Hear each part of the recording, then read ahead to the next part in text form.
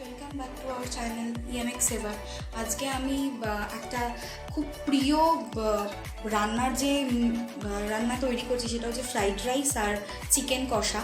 তো সবার আগে আমরা চিকেনটা তৈরি করে নেবো, ফ্রাইড রাইসটা পরে করবো।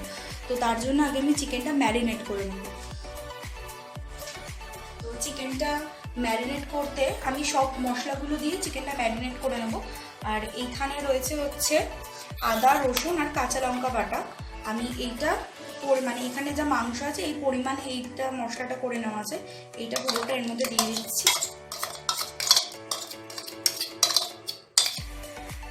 আর এখানে কুচনো পেঁয়াজ আছে, পেঁয়াজটাও দিয়ে দিচ্ছি। আর এটা আলু দেবো না, একদমই মানে ফ্রাইড রাইসের সাথে যেরকম ভালো লাগে একদম চিকেন কষা ওরকমই তৈরি করছি।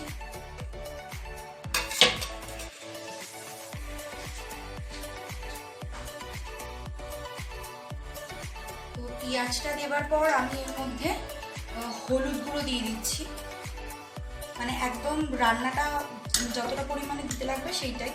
আর এর মধ্যে দিচ্ছি, যেহেতু আমরা একটু ঝাল বেশি খাই তো সেই কারণে যে কাঁচা লঙ্কা বাটা দেওয়া আছে তার সাথেও একটুখানি লঙ্কা গুঁড়ো অ্যাড করছি। হলুদটা একটু কম হয়ে গেছে, আমি আর একটুখানি হলুদ অ্যাড করবো।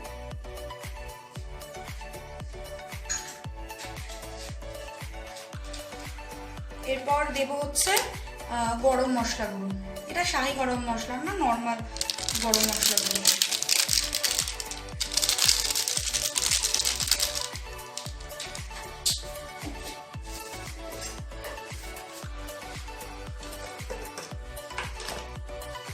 এবার দেবো হচ্ছে স্বাদ মতো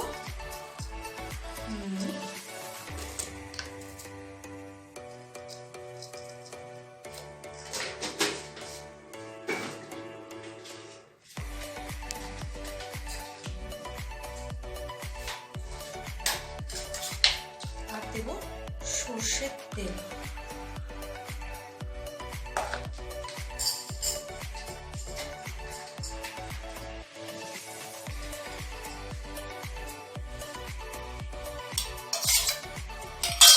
তো এবার এটাকে আমি মিক্স করে নেব।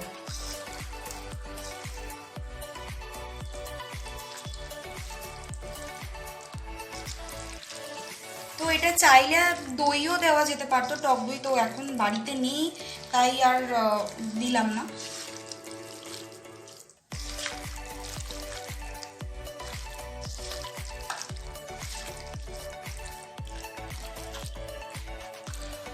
তো আমার মাখানো ম্যারিনেট করা হয়ে গেছে।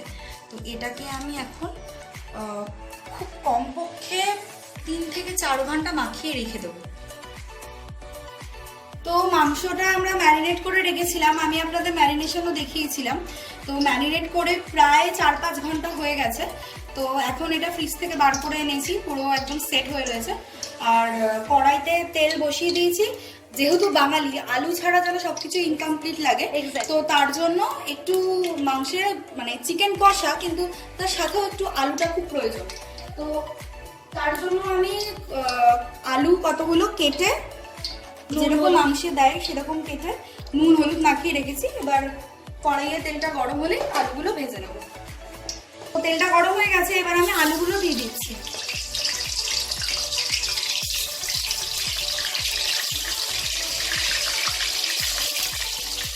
আলুটা দিয়ে দিয়েছি, এবার আলুটা একটু সেদ্ধ হওয়ার জন্য আমি একটু ঢাকা দিয়ে দেবো।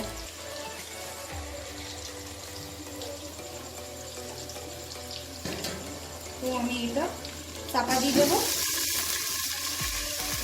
একটু আস্তে করে দেবো, বাই চান্স যদি পুড়ে যায়। হ্যাঁ, একটা সিমে করে দেওয়া হবে, বেশি সিমে না, জাস্ট হালকা।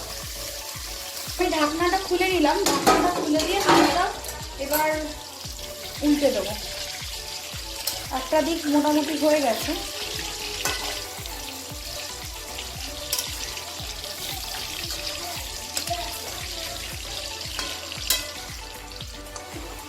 তো আলুগুলো পুরো ভাজাটা প্রায় রেডি হয়ে গেছে। তো এবার আমি এটাকে একটা পাত্রে তুলে নিচ্ছি।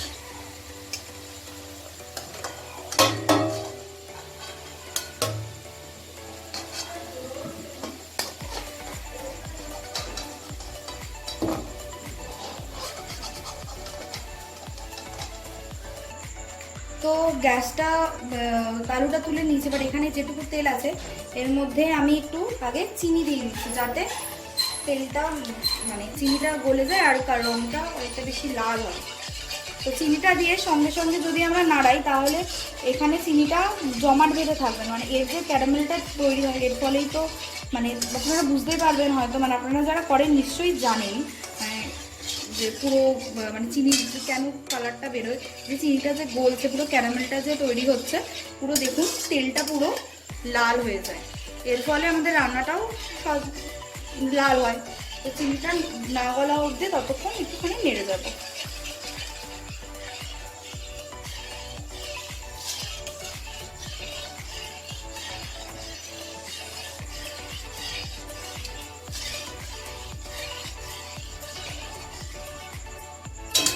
তোমাদের চিনিটা পুরো গলে গেছে, এবার আমি দুটো তেজপাতা ছিঁড়ে দিয়ে দিলাম আর একটুখানি গোটা গরম মশলা দিয়ে দিচ্ছি।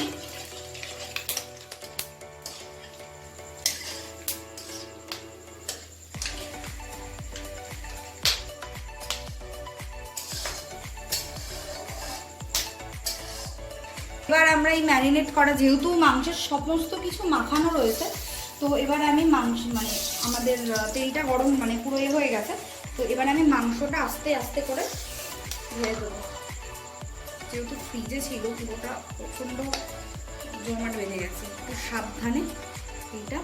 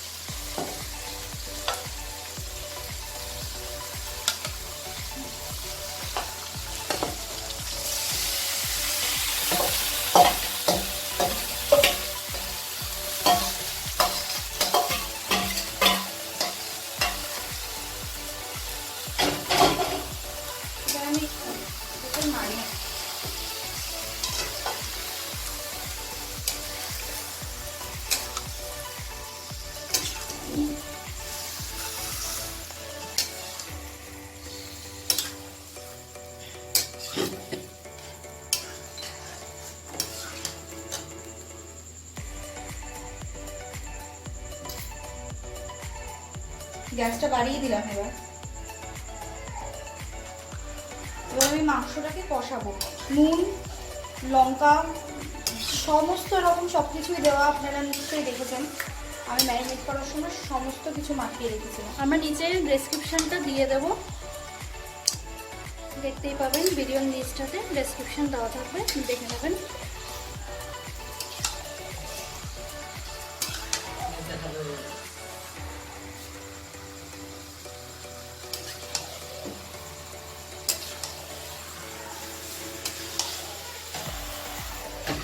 মাংসটা আবার অনেকটা প্রায় কষছে, তো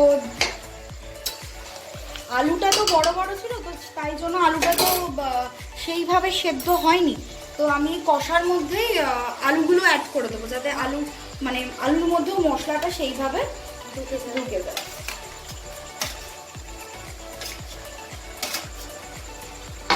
এবার আলুটা দিয়েও কষাবো।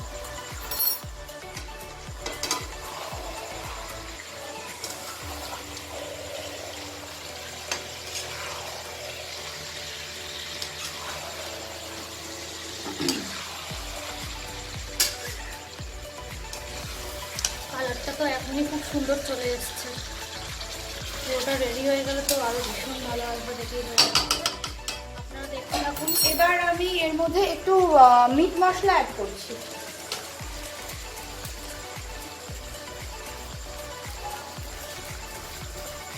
মাংস আছে, তো এই প্যাকেটে যেটুকু আছে সেটুকু সম্পূর্ণটাই লেগে যাবে, তো আমি এই সম্পূর্ণটাই অ্যাড করে দিচ্ছি। আর যখন ম্যারিনেট করেছিলাম তখন তো গরম মশলা দিয়েছি, আর তারপরেও যেহেতু তেলেও গরম মশলা দিয়েছি বলে আর এক্সট্রা গরম মশলা গুঁড়ো অ্যাড করলাম না, তাহলে আবার অন্যরকম হয়ে যেত। মিট মশলাটা আমাদের ছিল সানরাইজের মিট মশলা।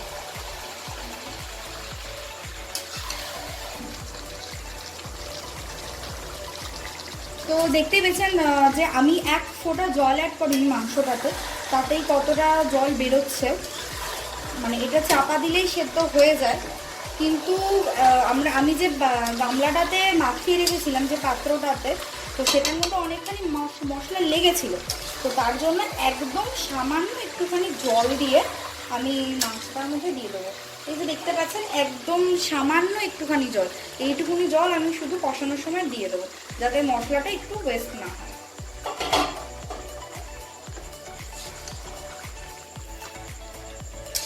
এবার জলটা দিয়ে আর একটুখানি কষিয়ে দেব।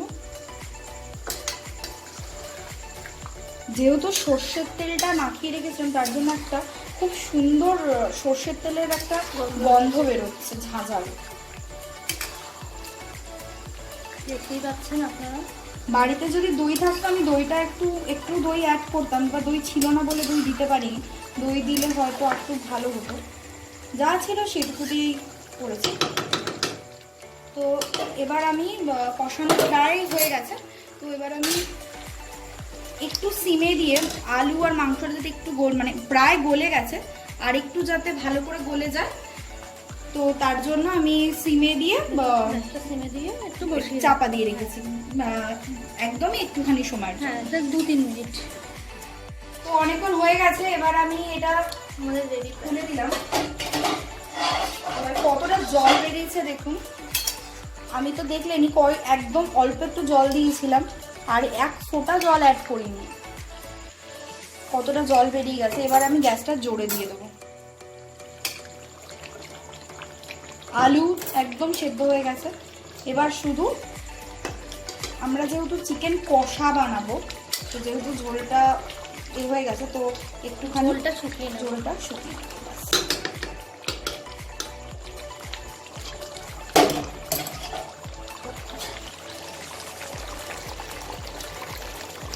তো চিকেনটা পুরোপুরি রেডি হয়ে গেছে, এইটুকুনি গ্রেভি থাকছে, তো এটা যেটুকু লাগবে। আর গ্রেভিটা টেনেও নেবে পরে, আলু আছে যেহেতু। তো এবার আমরা গ্যাসটা অফ করে দেবো, চিকেনটা একদম রেডি হয়ে গেছে। এবার ফ্রাইড রাইসটা করার পালা। ওকে, আপনারা দেখতে থাকুন আমাদের ফ্রাইড রাইসের প্রিপারেশনটা এরপরের ভিডিওতে।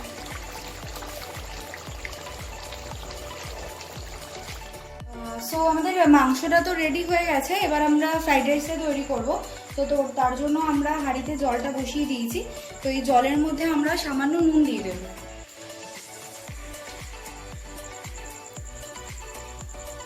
নুন মিশিয়ে দিলাম। এর সাথে একটুখানি গোটা গরম মশলা, একটু দারচিনি, মানে একদমই সামান্য, আমরা পরে মানে যখন ভেজিটেবলসটা ভাজবো তখন দেবো। তো এখন সামান্য একটু এলাচ, দারচিনি আর লবঙ্গ দিয়ে দেবো, একদমই সামান্য।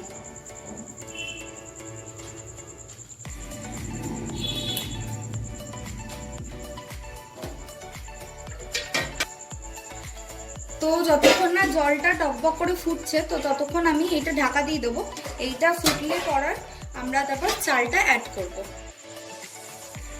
তো জলটা ফুটতে ফুটতে আমি বলে দিই যে কী কী মানে ফ্রাইড রাইসে আমি কী কী দিচ্ছি। এখানে আছে গাজর, ক্যাপসিকাম, বিনস, কাঁচা লঙ্কা, আদা আর কাজু কিশমিশ জলে ভেজানো রয়েছে। আর এখানে যে বাসমতি রাইসটা আমি ভিজিয়ে রেখেছি প্রায় 3 থেকে 4 ঘন্টা মতো। তো বাসমতি রাইসটা যখন ভিজিয়েছিলাম অনেকটা এখন ফুলে উঠেছে, তো তার ফলে আমাদের খুব মানে একদমই একটা ফুটের মধ্যে ভাতটা হয়ে যাবে। আর যেহেতু ফ্রাইড রাইসে শক্তই নামাতে হয়, তো একদমই টাইম লাগবে না। জলটা ফুটে গেলে আমরা চালটা ওর মধ্যে দিয়ে দেবো। তো এর মধ্যে একটু সাদা তেল অ্যাড করে দিচ্ছি, যাতে রাইসটা একটার সাথে একটা চিপকে না যায়। একদমই সামান্য অল্প একটু সাদা তেল অ্যাড করে দেবো। জল পুরো গরম হয়ে গেছে, একদম ধোয়া উঠছে আর হালকা হালকা ফুটছে। তো এবার আমি এর মধ্যে চালটা অ্যাড করে দেবো। আর চালটা দেওয়ার সময় একটু সাবধানতা অবলম্বন করবেন, কারণ যদি ছিটকে আসে তাহলে আপনাদেরই অ্যাক্সিডেন্ট হতে পারে। তাই খুব আস্তে হাত দিয়ে দেওয়ার চেষ্টা করবেন না। হাতা বা কোনো বড় চামচ যদি থাকে সেইগুলো দিয়ে চেষ্টা করবেন দেওয়ার। এখন আমরা হাতা ইউজ করে নিয়েছি, ওই হাতাটা দিয়ে আমরা চালগুলো দিচ্ছি।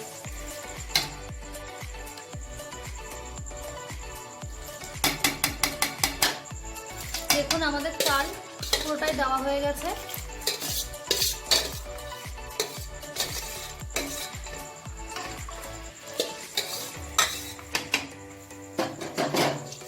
লাস্টের যেটুকু থাকে সেটুকু হাত লাগাবেন, সেটুকু হাত দিয়ে কাচিয়ে দিয়ে দেবেন।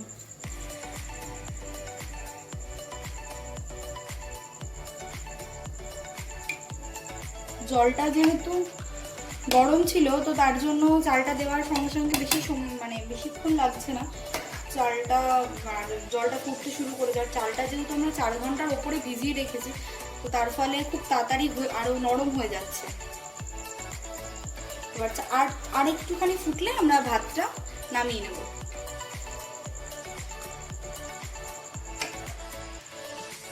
ভাতটা আমাদের হয়ে গেছে, তো আমি গ্যাসটা অফ করে দিয়েছি। এবার এর মারটা ঢেলে নেবো একটা জায়গায়। আমাদের প্যান আমরা বসিয়ে দিয়েছি, কড়াইটা বসিয়ে দিয়েছি, কড়াইটা গরম হওয়ার অপেক্ষা।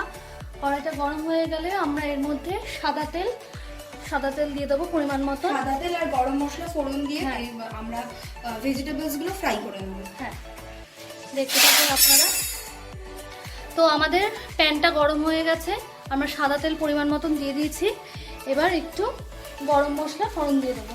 এবার এর মধ্যে দেবো হচ্ছে তেজপাতা, তেজপাতা 4টের মতো,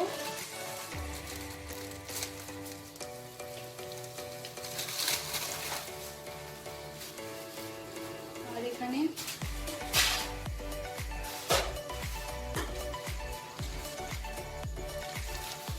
গোটা গরম মশলা,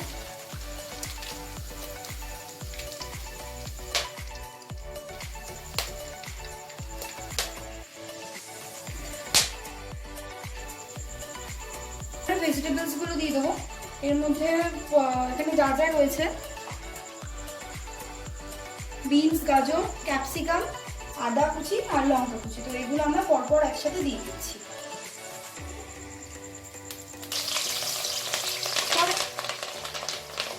সব একবারই দিয়ে দিচ্ছি।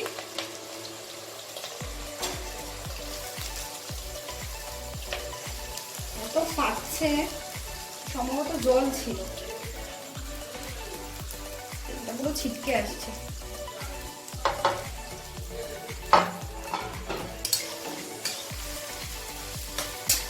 একটা ছোট্ট টিপস যেটা আমরা ইউজ করে নিয়ে একটা দিয়ে রাখছি, তেলটা এরকম যদি ফাটার চান্স থাকে, তেলটা যখন গরম হবে একটু সামান্য নুন ছড়িয়ে দেবেন, তাহলে দেখবেন জিনিস দিলে ছিটকে আসে না তেলটা। আমরা সেই টিপসটা দিলাম ঠিকই, কিন্তু আমরা নিজেরা ইউজ করে দিয়ে গেছি। কিন্তু নুনটা আমরা এখন দেবো। হ্যাঁ, নুনটা আমরা এখন স্বাদ মতো নুনটা অ্যাড করবো। সামান্য নুন মিশিয়ে দিচ্ছি যাতে সবজিগুলো মজে যায়। আর ফ্রাইড রাইসের পরিমাণ মতো মিষ্টিটা আমরা পরে অ্যাড করবো, মিষ্টি আর নুনটা। এবার একটু সবজিগুলো ভাজা, একটু হালকা লাল ভাজা ভাজা হয়ে যাওয়ার পরে আমরা ওভেনটা নিভিয়ে নামিয়ে নেব সবজিগুলো। তার আগে আমরা এর মধ্যে একটুখানি গরম মশলা গুঁড়ো অ্যাড করব। তো এর মধ্যে আমি সামান্য একটুখানি গরম মশলা গুঁড়ো অ্যাড করছি।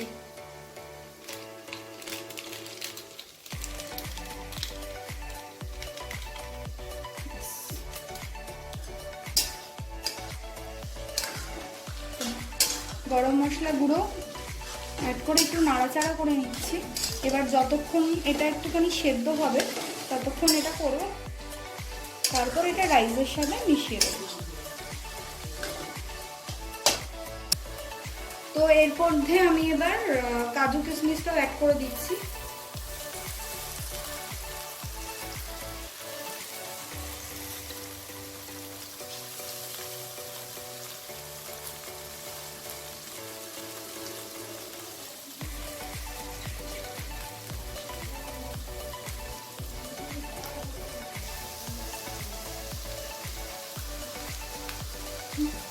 অ্যাড করে দিচ্ছি, এবার এটা মিশিয়ে নেব।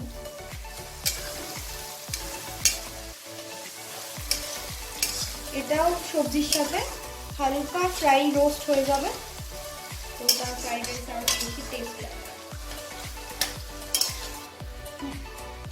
তো তো এইটা ভাজাটা পুরো রেডি হয়ে গেছে, গ্যাসটা আমি অফ করে দিয়েছি। এটা এবার আমি রাইসে মিশিয়ে নেব।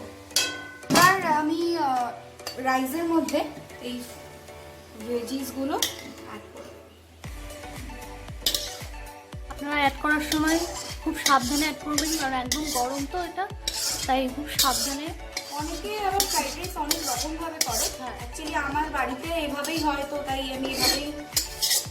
অনেকে এবার এটা করে একেবারে মানে কড়াইয়ের মধ্যেই নাড়িয়ে নেয় ব্যাপারটাকে, সেটা অনেকটা সহজ পদ্ধতি, কিন্তু যেহেতু জিনিসটা অনেকটা বেশি আছে পরিমাণে, তো তাই জন্য আমি এভাবে করছি।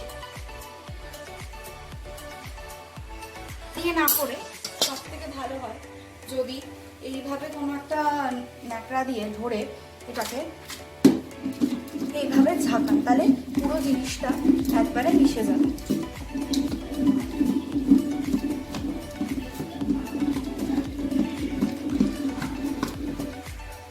আর আপনারা যদি ঢাকাটা ইউজ করেন, হাঁড়ির ঢাকাটা ইউজ করেও যদি মিশিয়ে নেন, নাড়িয়ে চাড়িয়ে নেন, সেটাতে আরও ভালো তাড়াতাড়ি মিশে যায়।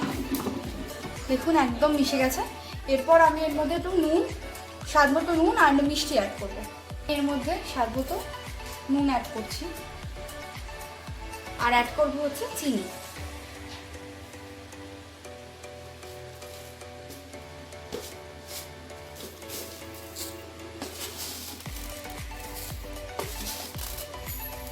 চিনির পরিমাণটা একটু কমই থাকবে। সরি, একটা জায়গায় ভুল করে ফেললাম। নুনের যে পরিমাণটা দেবেন সেই পরিমাণটার থেকে চিনির পরিমাণটা একটু সামান্য বেশি দেবেন। এবার আমি সেই একই পদ্ধতিতে এটাকে মিশিয়ে নেব।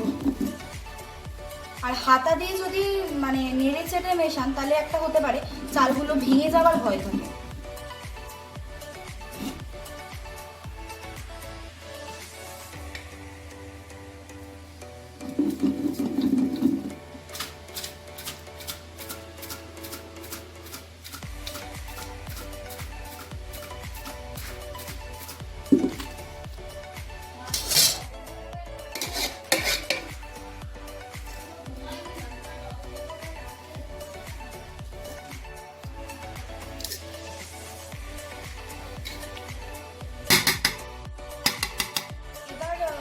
চিনিটা আর যে নুনটা রয়েছে, এখানে গরমের মধ্যে একটু চাপা দিয়ে রাখলে চিনিটা গলে যাবে, তো তারপরে টেস্টটা বোঝা যাবে। তো আমি আরেকবার একটুখানি এবার ফাইনালি ঢাকা দিয়ে একবার পুরো ব্যাপারটাকে নাড়িয়ে আমি চাপা দিয়ে রাখবো। তারপরে টেস্ট করলে বোঝা যাবে যে নুন আর চিনিটা ঠিক মতো হয়েছে না।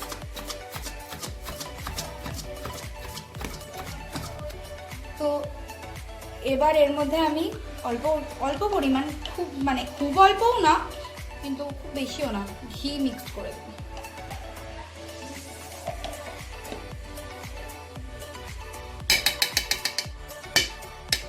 এবার ঘিটাকে গলতে দেওয়ার জন্য এটাকে ফ্রাইড রাইস রেডি হয়ে গেছে। আর মাংস আগে করা হয়ে গেছে। তো এবার আমি আপনাদেরকে খেয়ে জানাবো যে কেমন হয়েছে পুরো প্রিপারেশনটা। একটু অপেক্ষা করুন তার জন্য। সো আমাদের ফ্রাইড রাইস আর চিকেন কষা রেডি হয়ে গেছে, সাথে স্যালাডও রয়েছে। তো এবার ফ্রাইড রাইস আর চিকেন কষা খেয়ে জানাবে যে কীরকম হয়েছে। আমি করে জানিয়ে দিচ্ছি। সামনে তো রয়েছে খাবারটা, অনেকক্ষণ ধরে দেখছি আর লোক শোনাতে পারছি না। চিকেনটা ভীষণ ভালো হয়েছে, ঝালটার একদম পরিমাণ মতন। আজকে বেশি স্পাইসি করা হয়নি, কারণ সবাই খাবে আজকে, জন্য আমরা স্পাইসিটা একটু কম দিয়েছি। ঝাল নুন সব ঠিকঠাক। আর ফ্রাইড রাইসটাও যেই মিষ্টির পরিমাণটা দেওয়া হয়েছিল একদম পারফেক্ট পরিমাণ হয়েছে, দুটো একদম অসাধারণ হয়েছে। সাথে স্যালাড, যেটা না হলে একদমই চলে না এই মেনুর সাথে। তো আপনারা আমাদের চ্যানেলটা দেখতে থাকুন, আরও আমাদের বিভিন্ন রকম রেসিপি আমরা নিয়ে আসবো। এই EMX সেভারটা আপনারা ফলো করুন, সাবস্ক্রাইব করুন, আর অবশ্যই বেল আইকনটা টিপে রাখবেন, তাহলে আমাদের পরপর যে রেসিপিগুলো আসবে আপনাদের নোটিফিকেশনে ঢুকে যাবে। ধন্যবাদ।